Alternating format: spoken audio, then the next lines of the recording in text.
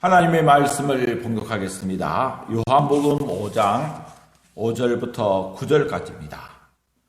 거기 38해 된 병자가 있더라. 예수께서 그 누운 것을 보시고 병이 벌써 오랜 줄 아시고 이르시되 내가 낫고자 하느냐. 병자가 대답하되 주여 물이 움직일 때에 나를 못에 넣어주는 사람이 없어 내가 가는 동안에 다른 사람이 먼저 내려가나이다.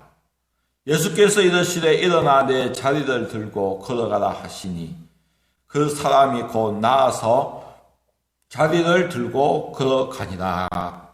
아멘. 여러분, 누구나 사람은 다 이 은혜 받기 원합니다. 은혜가 있는 자리, 그곳에서 은혜를 누리길 원합니다. 이 행복하고자 하는 것, 이것은 누구에게나 다 있는 그 소원입니다.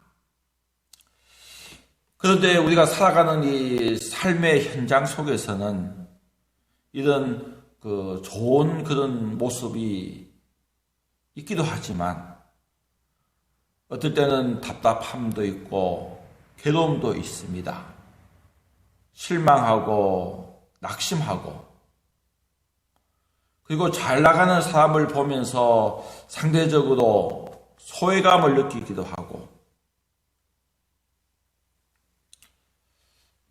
이것이 우리 사람들의 살아가는 삶의 현장입니다. 하나님의 은혜를 바라보고 교회에 왔지만 이 교회가 은혜의 자리입니다. 그런데 이 교회에 왔음에도 불구하고 은혜를 잘 느끼지 못하는 경우들이 있습니다.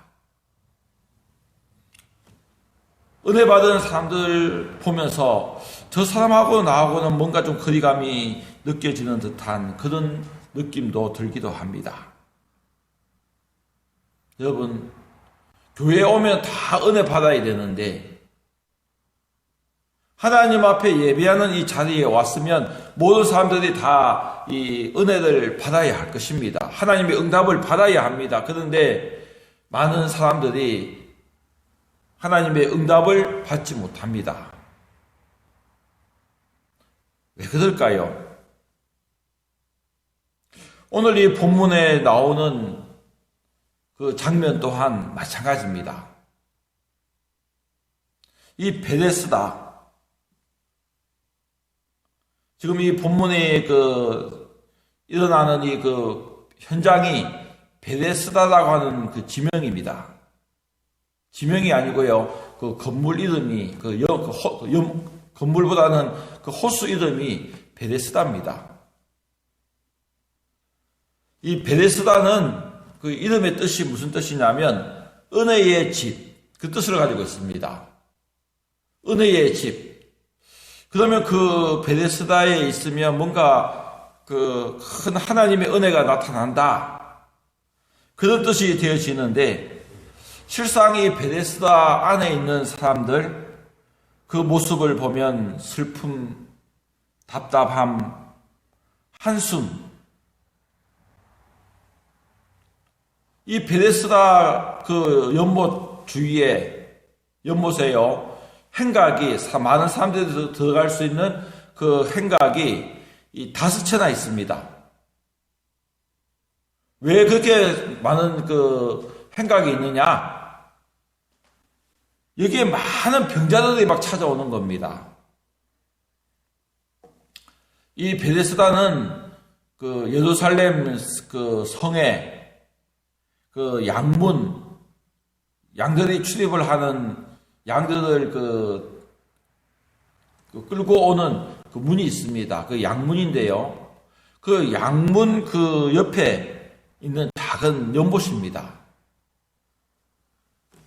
그런데 여기에 그 전설이 하나 있습니다. 사람들이 구전으로 전하는 이야기가 있는데 무슨 이야기냐면 그것이 오늘 이 요한복음 5장 그 4절에 있는 그 내용입니다. 원래 이것이 원문에는 없는데요. 이 주석으로 이 성경을 이렇게 그 번역한 한 사람들이 번역하고 또 전하는 사람들이 거기다가 주석으로 이렇게 붙여놓은 겁니다. 그 내용을 보면 이런 내용입니다. 이는 천사가 가끔 못에 내려와 물을 움직이게 하는데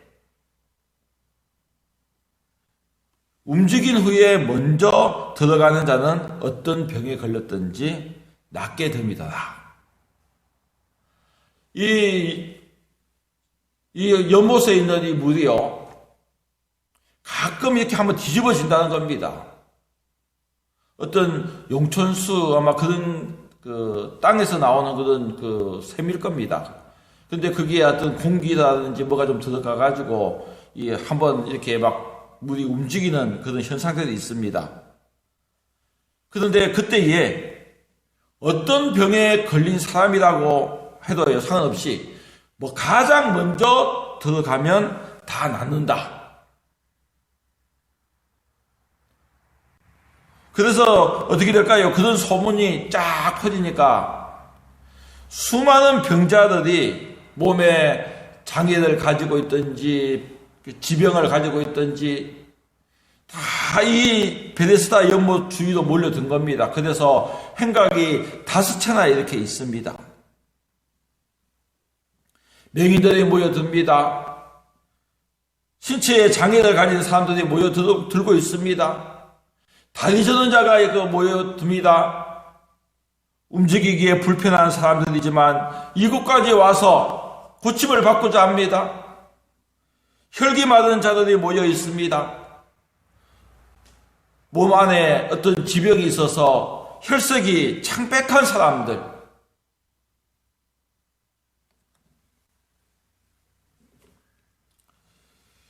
여러분, 이 병자들의 모습을 보면 우리는 단순히 몸에 병이 있구나, 또 몸에 장애가 있구나, 그렇게 생각하고 넘어갈 수 있지만 이 몸에 이 병이 있다는 이 자체가요, 당시에는 이 심각한 문제가 됩니다. 몸만, 육체만 병든 것이 아니라 하나님 앞에 나아가는 그 길도 막혀버리는 겁니다. 여러분, 하나님 앞에 나아가는 사람은요, 이 몸에 병이 있으면 못 나갑니다. 부정한 사람은 못 들어갑니다. 그런데 예수님께서 이 땅에 오셔서 하시는 그 사역들 중에 이 치유 사역, 단순히 병을 고친 것, 그거보다 더 큰 의미가 무엇일까요? 단순히 병 고치고 병 고쳐봐야 어떻습니까? 또 시간 지나면 또 병들고 죽습니다. 사라집니다. 근데 그것보다 더 중요한 의미가 뭘까요? 하나님 앞에 나아갈 수 없는 사람들을 하나님 앞에 나아갈 수 있도록 해주신 것, 그게 바로 예수님의 그 치유 사역인 겁니다. 지금 이렇게 많은 병자들이 모여 있는데 이 사람들은 어떤 사람들이 있느냐? 단순히 육체의 병만을 가지고 있다, 그것보다도 더 큰 것은 하나님과의 관계가 끊어져 있다. 하나님 앞에 나아갈 수 없는 사람들, 그런 의미가 이 속에 들어가 있습니다. 그래서 더 안타까운 겁니다. 지금 이 병자들이 베데스다 여기에 모여가지고 이렇게 있는데 문제는 뭡니까? 누구든지 물속에 들어가면 나오면 참 좋겠는데 그 전해지는 구전을 딱 보면은 가장 먼저 들어가는 사람 한 사람 1등만, 2등은 어떻게 됩니까? 1등이 딱 들어가고 나면요 2등은 아무것도 없는 겁니다. 그렇기 때문에 여기 베데스다 연못 가에 있는 사람들 어떻게 있을까요? 눈을 감을 수가 없습니다. 물이 언제 확 뒤집어질지 모르기 때문에요. 물이 뒤집어지고 나서 가장 먼저 달려가야 되니까 이 눈을 감을 수가 없습니다. 내가 먼저 들어가야 되는데 잠도 제대로 자지를 못합니다. 눈을 뜨고 자야 됩니다. 이 베데스다가 은혜의 집이라는 이름을 가지고 있지만 지금 현재 그 안에 있는 사람들 어떤 상태입니까? 치열한 경쟁의 집입니다. 지금 치열한 경쟁, 그것도 한 명만 얻는, 한 명만 사는 이 치열한 이 몸부림이 있는 곳,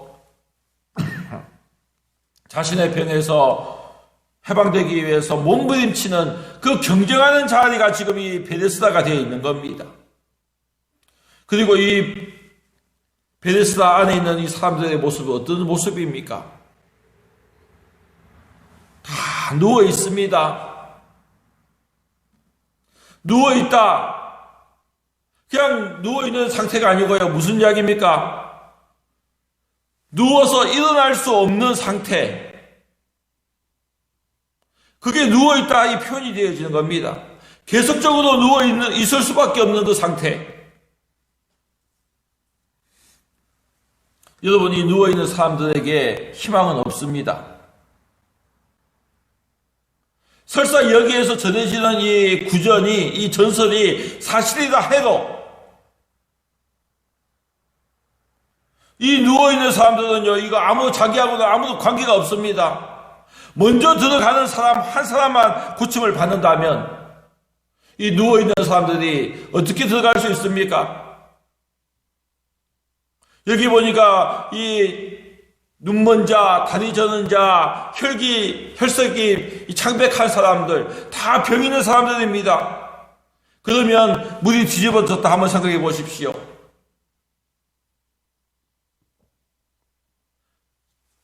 덜 아픈 사람, 조금 아픈 사람이 먼저 들어갈 겁니다. 그러면 좀 많이 아픈 사람은 어떻게 합니까? 혼자 못 들어갑니다. 누군가 도움을 받아야 되는데 그 사이에 이미 덜 아픈 사람이 들어가 있습니다. 앞서 달려가는 사람의 그 뒷모습만 바라보면서 탄식만 깊어지는 그 자리가 지금 이 베데스다 이 자리입니다. 여기에 보니까 38년 된 병자가 있습니다.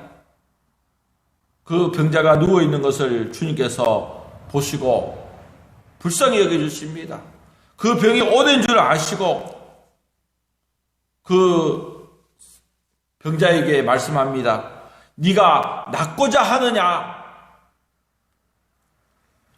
그런데 이 병자의 모습을, 이 대답을 들어보면 어떻습니까?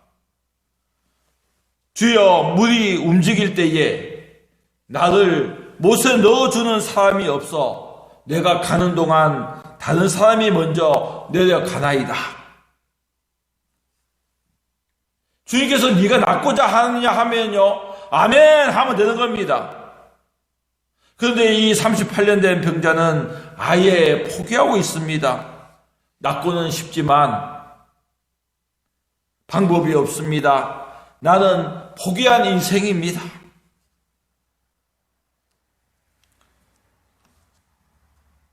물이 움직인 후에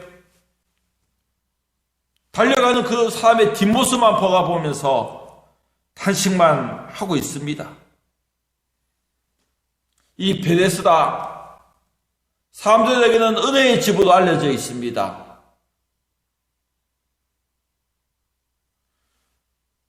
은혜의 집. 하지만 그 안에 있는 사람들에게는 절망의 집입니다. 괴로움의 집입니다. 탄식의 집입니다. 달려가는 그 사람들을 보면서 더 소외되어지고 약해지는 그 모습을 가지고 있습니다. 은혜가 아니라 도리어 비참함만이 남아있는 그것이 바로 이 베데스다입니다. 절망에 쩔어서 일어날 의지조차 없는 이 병자들, 희망을 포기한 병자들, 단순히 한숨과 탄식만 쏟아내는 이 병자들의 모습, 하나님을 떠난 사람들의 모습하고 똑같은 겁니다. 주님께서 찾아주지 않으시면, 먼저 찾아오지 않으시면 아무런 소망이 없는 이 모습, 여러분, 이 인생의 이런 괴로움, 이 아픔, 이 절망이 언제 시작되었을까요? 처음 사람 이 아담이 하나님을 떠남으로 인해서 시작되어진 겁니다. 여러분, 아담의 그 생애가 이 930세를 살았다고 이야기합니다. 930세. 그러면요, 우리는 와 합니다. 930세, 30년을 살았구나. 그런데 그 의미가 무엇일까요? 이 9라고 숫자는 부족함의 숫자입니다.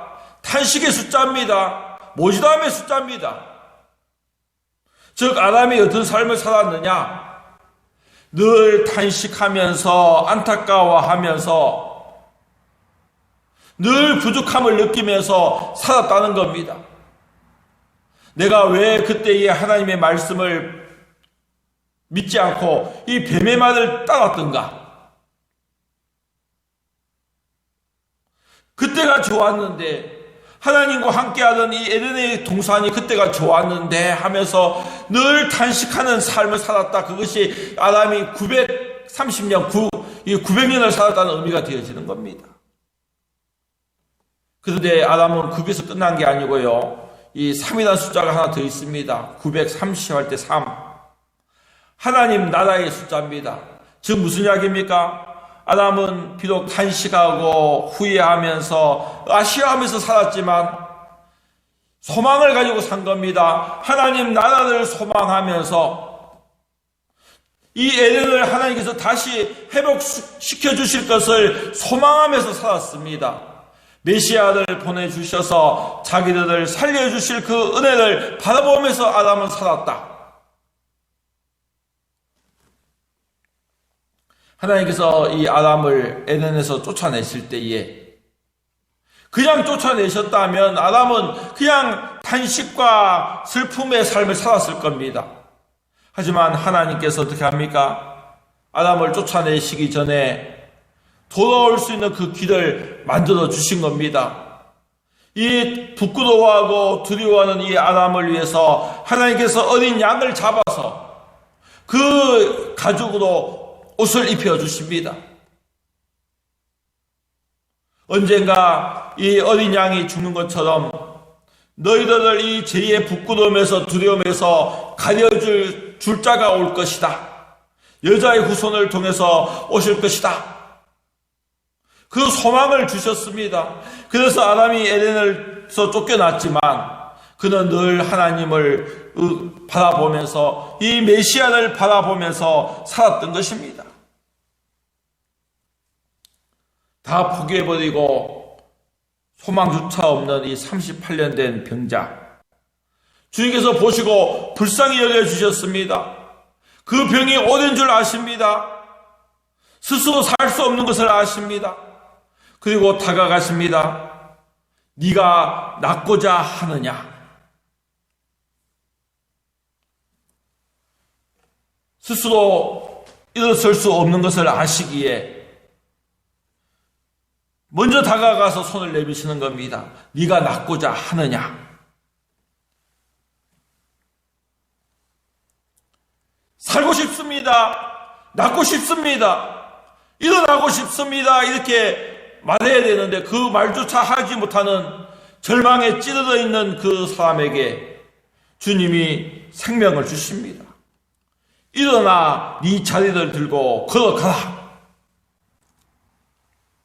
이 38년 된 병자는 지금 자기에게 말씀하시는 분이 누군지를 알지 못합니다. 그분이 누군지를 조차 이름도 알지 못합니다. 하지만 네 자리를 들고 걸어가라는 주님의 말씀이 능력입니다. 그 말씀을 듣자 그 사람이 고침을 받고 일어나서 걸어갑니다. 죄와 허물로 죽었던 우리를 주님께서 먼저 찾아오셨습니다. 우리를 살리기 위해서 우리와 같은 사람이 되어주셨고 십자가에서 우리의 모든 죄와 허물을 대신해서 죽으시고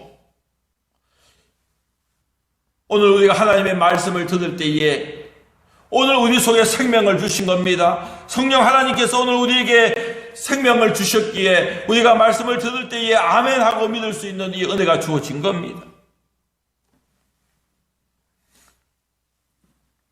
여러분, 자신을 고쳐주신 이 분이 누군지조차 몰랐지만 나중에서야 이분이 예수님인 것을 알고 믿게 되어집니다. 여러분, 나중에 예수님께서 이 사람을 다시 만나서 말씀합니다. 보라, 네가 나았으니 더 심한 것이 생기지 않게 다시는 죄를 범하지 마라. 여러분, 사람들에게 이 찾아오는 이 괴로움의 원인이 무엇일까요? 다른 여러 가지 사람들은 이 원인을 여러 가지 과학적인 것 이런 것들 다 될 수 있겠지만 근본적인 원인은 딱 한 가지입니다. 하나님 앞에서 살지 않을 때에 우리 인생에 이 괴로움이 찾아온다는 것. 하나님을 떠난 사람들의 모습, 오늘 이 베데스다에 누워있는 이 사람들의 모습과 같은 겁니다. 누워있는 그 모습으로 나타날 수밖에 없습니다. 여러분, 잠자리에 누운 그런 모습이 아닙니다. 스스로 일어날 수 없는 상태, 자신의 문제를 스스로 해결할 수 없는 그 모습, 바로 그게 누워있는 모습입니다. 죄와 사망에 매여서 거기에서 스스로 일어날 수 없는 그 모습, 이 누워있다는 이 표현과 같은 것이 마태복음 4장 16절에도 똑같이 나옵니다. 흑암에 앉은 백성, 그늘에 앉은 이 자들, 이 앉아있다는 표현으로 나오는데요. 여러분, 앉아있다 이것이 어떤 의미일까요? 우리처럼 이 바닥에 앉았다 일어섰다 하는 그 개념이 아닙니다. 앉아가지고 그 상태에서 벗어나지 못하는, 일어설 수 없는, 스스로 일어설 수 없는 그 상태, 계속적으로 거기에 머물 수밖에 없는 상태, 그게 앉아있다는 겁니다. 흑암에 앉아있다, 그늘에 앉아있다. 여기에서 벗어날 수 있는 유일한 그 방법은 무엇일까요? 예수 그리스도의 이 복음이 전해지는 그곳, 이 복음이 전해질 때에, 빛이 비칠 때에 흑암이 물러갑니다. 그늘이 사라집니다. 하나님의 말씀이 선포되어질 때에 생명의 역사가 일어나는 겁니다. 일어나 네 자리를 들고 걸어가라. 주님의 말씀이 선포되어질 때에 생명의 역사가 일어나는 겁니다. 여러분, 은혜는 무엇입니까? 주님을 만나는 겁니다. 이 베데스다는 은혜의 집입니다. 그런데 그곳에는 은혜가 없습니다. 다시 이야기하면 무엇일까요? 이 베데스다에는 주님이 계시지 않은 겁니다. 왜 주님이 안 계실까요? 주님이 안 계신 곳이 어디 있습니까? 어디 가나 주님은 다 계시는데 왜 이 베데스다에 주님이 계시지 않을까요? 여러분, 이 베데스다 안에 있는 사람들, 그 행각에 있는 사람들이 뭘 보고 있습니까? 하늘을 바라봐야 합니다. 그런데 그들은 하늘을 보지 않습니다. 그 아래에 있는 그 물만을 보고 있습니다. 위를 보지 않고 아래만 보고 있습니다. 하나님이 무엇을 원하시는지 그것은 살피지 아니하고 눈앞에 나타나는 그 현상, 그것만 바라보고 살아가는 겁니다. 오늘 우리 앞에 펼쳐지는 그 환경과 조건만 따지고 살아가는 사람들의 모습이기 때문에 그렇습니다. 여기에서 벗어날 생각을 하지 못합니다. 그냥 누워 있습니다. 하나님을 의지하고 말씀을 의지하고 내가 일어서겠다 하는 생각 자체를 못하는 겁니다. 여러분, 우리가 아무리 절망적인 상황에 처한다 해도요, 소망은 있습니다. 오늘 우리 현실을, 우리의 이 내 삶을 사방이 이렇게 빙 둘러서 우겨 싼다 할지라도 우리에게 소망이 있는 이유가 뭘까요? 하늘은 열려 있는 겁니다. 그 무엇도 하나님과 우리 사이에 이 하늘을요 막을 수 있는 것은 없습니다. 오늘 우리 마음이 하나님을 향해 있다면 어떤 환경이든지 어떤 조건에서든지 소망은 있습니다. 샬롬을 누릴 수 있는 겁니다. 여러분, 삶에게 있어서 가장 강력한 항생제가 있습니다. 가장 강력한 진통제. 그것은 무엇일까요? 약물이 아닙니다. 내 몸 안에서 만들어집니다. 어디서 만들어지냐면 내 이 마음에서 만들어지는 겁니다. 내 마음이 포기해버리면 내 몸도 함께 무너집니다. 내 의지가 무너지면 내 몸도 함께 망가지는 겁니다. 하지만 어떻습니까? 나는 일어선다. 나는 이긴다. 이 마음을 강하게 먹으면 어떻게 할까요? 몸도 거기에 따라서 반응을 하는 겁니다. 그런데 이 베데스다에 누워있는 사람들은 일어설 생각을 못합니다. 단순히 한순간의 대박만, 행운만 바라봅니다. 마치 오늘 사람들이 로또를 바라보는 그런 모습처럼 위를 보지 않고 아래만 보고 있습니다. 나의 모든 것을 다 보고 듣고 알고 계시는 그 하나님을 의식하지 않고 눈앞에서 떨어지는 그 부스러기만 마음에 두고 있습니다. 여러분이 교회는 은혜의 집입니다. 그러나 이 교회 다닌다고 해서 다 은혜를 받는 것은 아니라는 사실입니다. 교회를 다니는 것, 이유가 뭡니까? 주님을 만나기 위한 겁니다. 이 교회에서 주님을 만나야 합니다. 그래야 생명이 있습니다. 주님을 만나야 응답이 있습니다. 능력이 주어집니다. 주님을 만나야 오늘 우리 삶의 변화가 따라옵니다. 주님 만나지 못하면 다른 사람들은 다 은혜 받고 주님과 함께하는 그 모습을 가지는데 자신은 그것과 관계가 없는 겁니다. 여러분, 이 38년 된 병자 스스로 일어나지 못합니다.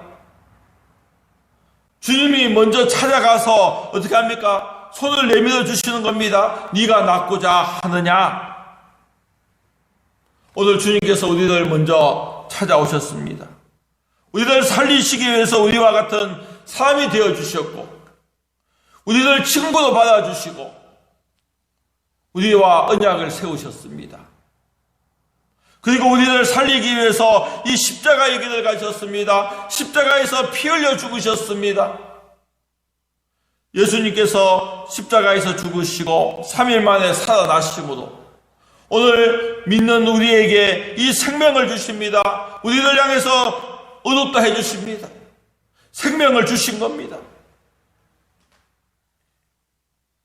주님이 우리를 찾아오시고요. 우리에게 생명을 주셨습니다. 이 38년 된 병자 고침을 받고 난 이후에 주님이 또 찾아가셨습니다. 네가 나았으니 더 심한 것이 생기지 않도록 다시는 죄를 범하지 마라. 여러분, 이 모습이 어떤 모습일까요? 주님이 우리를 먼저 구원해 주시고 그리고 우리에게 요구하시는 겁니다. 나와 함께 하자. 여러분, 이 모습이 구약의 이스라엘 백성 똑같습니다. 애굽에서 종살이 하던 그 이스라엘을 애굽에서 건져내십니다. 그리고 그들과 언약을 세우십니다. 하나님의 말씀인 율법을 주십니다. 그걸 통해서 뭘 원하시는 걸까요? 나와 함께 하자. 그러면 나는 너희의 하나님이 되겠다. 너희는 내 백성이 되겠다. 함께 하시기를 원하는 겁니다. 여러분, 오늘 우리의 삶이 어떤 삶이 되어야 될까요? 주님과 함께하는 이 은혜의 삶이 되어야 하는 겁니다. 이 병자는 어떻습니까? 주님을 떠나서 살았기에 이 병이 들었고 절망 가운데 38년을 보냈습니다. 이제 주님께서 그에게 뭐라고 하십니까? 나와 함께 하자는 겁니다. 여러분, 은혜가 무엇입니까? 주님과 가까이 가는 겁니다. 주님을 가까이 하는 것, 주님을 만나는 것, 주님을 아는 것, 이것이 은혜입니다. 은혜들 여러 가지 그 선물에 이야기하면 하나님의 선물, 하나님이 거저주시는 그 선물 이렇게 설명하지만 간단하게 이야기하면요, 주님을 가까이 하는 것, 주님께 가까이 가는 것은 은혜고 주님에게서 멀어지는 것은 재앙이 되어지는 겁니다. 여러분, 주님께 가까이 간다면 설사 내가 가지고 있는 거 다 잃어버린다 할지라도 그것이 은혜가 되어지는 겁니다.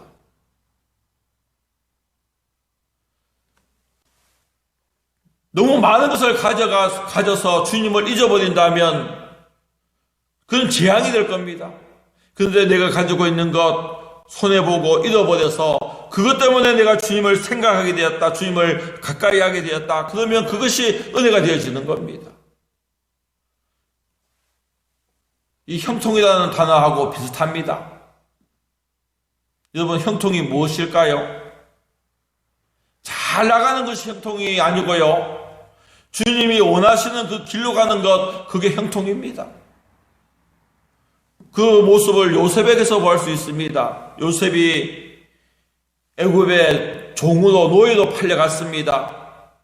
사랑받는 아들에서 미움을 받아가지고 종으로 팔려갔는데 뭐라고 합니까? 형통한 자가 되었다고 합니다.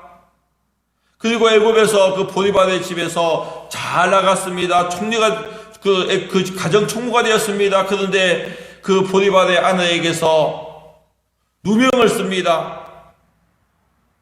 누명을 쓰고 옥에 갇혔는데 뭐라고 합니까? 형통한 자가 되었다. 즉 무슨 이야기입니까? 하나님의 뜻 가운데에 살아가게 되어지면, 하나님의 인도하신 가운데 살아가는 것, 그걸 형통이라고 이야기하는 것처럼요, 똑같이 은혜가 뭡니까? 내가 뭘 가지느냐 잃느냐 이 모습이 아니라 주님을 가까이 하면 그것이 형통, 그것이 은혜고, 주님과 멀어지면 형통이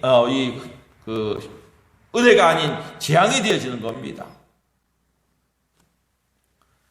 여러분, 주님을 가까이 하려고 한다면 어떻게 될까요? 교회 다님에도 불구하고 이 은혜를 누리지 못한다 그러면 뭔가 이유가 있는 겁니다. 오늘 한국 교회가요, 수많은 교인들이 있지만 정말 신앙생활 하는 그런 모습은 찾아보기가 많이 어렵습니다. 물론 신실한 그 분들 많이 있습니다. 그런데 많은 사람들이 신앙생활이 아닌 종교생활에 머물고 있는 그 안타까운 모습을 많이 봅니다. 목사들도 마찬가지입니다. 그 총회 임원들, 노예의 임원들, 다 마찬가지입니다. 여러분, 종교생활과 신앙생활, 이 차이가 뭘까요? 종교생활하고 신앙생활의 차이는요, 중심이 차이가 납니다. 내가 무엇을 중심으로 살아가느냐? 하나님의 말씀을 중심으로, 하나님의 말씀을 따라서 내가 살려고 정말 발버둥 친다면 그것은 신앙생활이 되어지는 겁니다.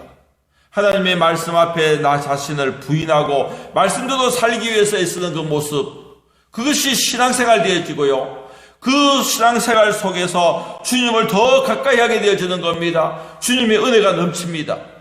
반면에 종교생활은 뭡니까? 겉으로는 잘 믿는 것처럼 보이지만, 직분을 가졌지만 나 중심으로, 자기 중심으로 살아가는 그 삶이 바로 종교 생활인 겁니다. 교회에 직분하고는 관계가 없습니다. 하나님의 말씀보다 자기의 욕심을 내세운다면, 자기 생각을 따라간다면 그게 종교 생활이 되어지는 겁니다. 주님과는 관계없는 생활, 그러면요, 그 예배가 하나님께서 받으시는 예배가 될까요? 겉으로는 예배를 한다고 하지만 하나님이 그 예배 받지 않습니다. 여러분, 하나님께서 어떤 예배를 받습니까? 어떤 사람을 가까이 해주십니까? 신앙생활 하는 그 삶을 주님께서 보시는 겁니다. 우리의 모든 것을 다 보고 듣고 알고 계시는 그 주님께서 오늘 우리에게서 무엇을 받습니까? 오늘 우리의 이 삶을 받으시기로 나온 겁니다. 우리가 살아가면서 삶의 현장 속에서 주님과 눈을 마주하면서 살아가는 것, 주님을 의식하면서 살아가는 것, 그 삶을 주님께서 보시고 그 삶을 받아주시는 겁니다. 여러분, 이름만 베데스다, 이 은혜의 집이 아니라 정말 우리의 삶의 현장을 이 은혜의 집으로 만들어야 할 것입니다. 내가 주님을 내 삶 속에서 날마다 가까이 할 때에 주님의 말씀을 생각하는 자리, 주님과 눈을 마주하는 그 자리,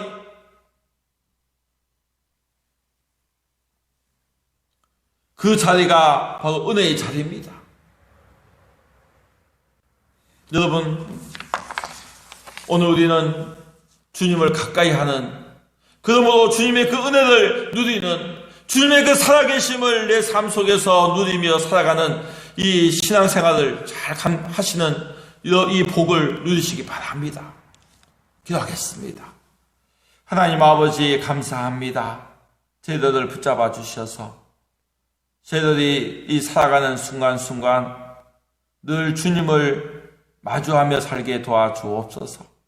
주님이 원하시는 것, 내 눈에 좋은 것이 아니라 주님의 눈에 좋은 것을 선택하며 주님을 늘 의식하면서 살아가는 저희들 되게 도와주옵소서. 하나님 아버지, 저희들의 이 삶이 이 베데스다 은혜의 집이 되게 도와주옵소서.